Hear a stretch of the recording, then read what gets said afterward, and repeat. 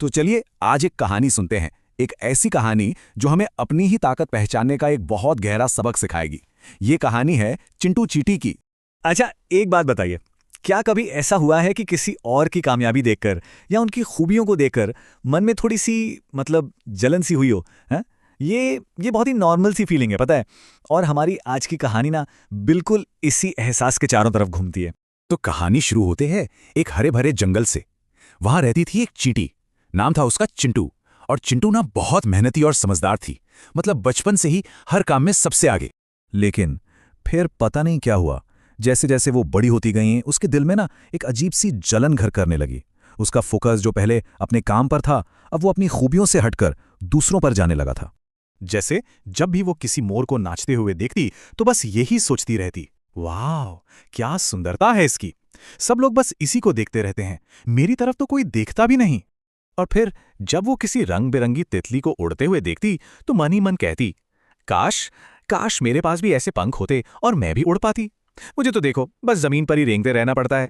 तो बस चिंटू की दुनिया ना इसी कंपैरिजन में, इसी तुलना में सिमट कर रह गई थी। वो उस गिलहरी से भी जलती थी जो तेजी से एक पेड़ से दूसरे पेड़ पर कूदती रहती थी। उसे बस यही लगता कि बाकी सबके पास सुंदरता है, पंख हैं, और वो बेचारी बस जमीन पर रेंग रही है। उसे लगता था कि सब लोग दूसरों की ही तारीफ करते हैं और उस पर तो किसी की नजर ही नहीं पड़ती। और इसका नतीजा क्या हुआ? अरे होना क्या था, यही जलन उसके काम से उसका ध्यान भटकाने लगी।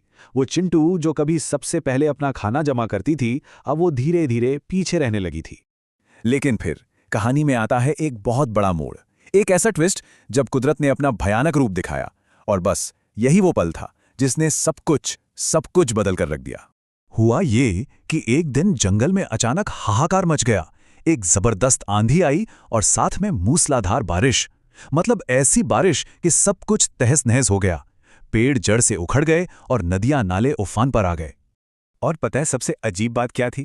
जिन जानवरों से चिंटू को इतनी जलन होती थी, वो सबके सब उस तूफान में एकदम बेबस हो गए थे।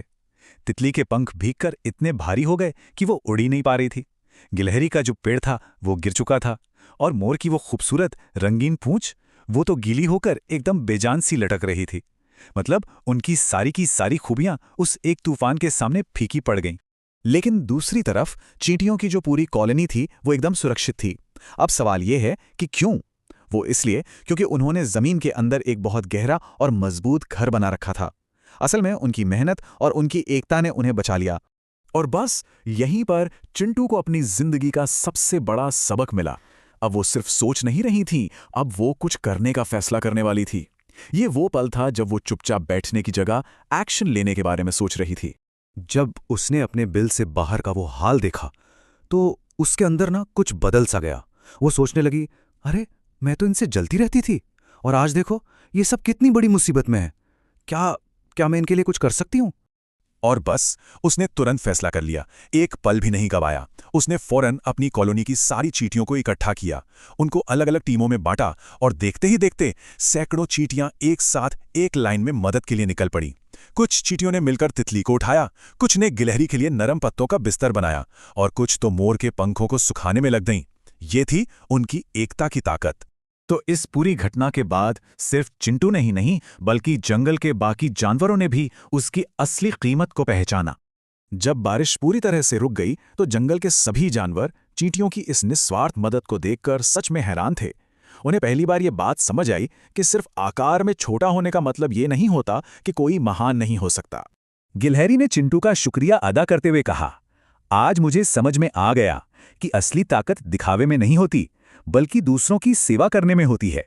और तितली ने भी यही बात कही, बोली, तुम ना उड़ सकती हो ना चमकती हो, लेकिन आज तुमने हम सबको बचाया है। तुम हम सबसे ऊपर हो। ये बात साफ करती है कि हर किसी की अपनी एक अलग, एक खास ताकत होती है। उस दिन जिंदगी में पहली बार चिंटू को खुद पर गर्व महसूस हुआ। उसे ये एहसास हुआ कि उसकी कीमत, उसकी वैल्यू उससे कहीं ज्यादा है जितना वो खुद को कम समझती थी। और उस दिन के बाद उसने दूसरों से जलना हमेशा के लिए छोड़ दिया। तो चिंटू की इस प्यारी सी कहानी से हम क्या सीखते हैं? इसका असली मैसेज क्या है? वो कौन सी बात है जो हम सबकी जिंदगी से जुड़ती है? सच्ची महानता आखिर क्या है ये? इसकी परिभाषा बहुत सिंपल है। ये है अपनी खुद की यूनिक ताकत को पहचानना और फिर उसका इस्तेमाल दूसरों की मदद करने में करना। बिल्कुल वैसे ही जैसे चिंटू ने किया। तो एक बात हमेशा याद रखनी चाहिए, छोटा होना कोई कमजोरी नहीं है। असल में सबसे बड़ा तो वो है जिसका दिल बड़ा होता है। चिंटू की कहानी हमें यही तो सिखाती है। तो ये कहानी अपने पीछे एक सवाल छोड़ जाती है। हर किसी के अंदर चिंटू की तरह ही अपनी एक अनोखी ताकत छिपी होती है। सवाल बस ये है कि वो अनोखी ताकत क्या है और उसका इस्तेमाल कैसे किया जा सकता है।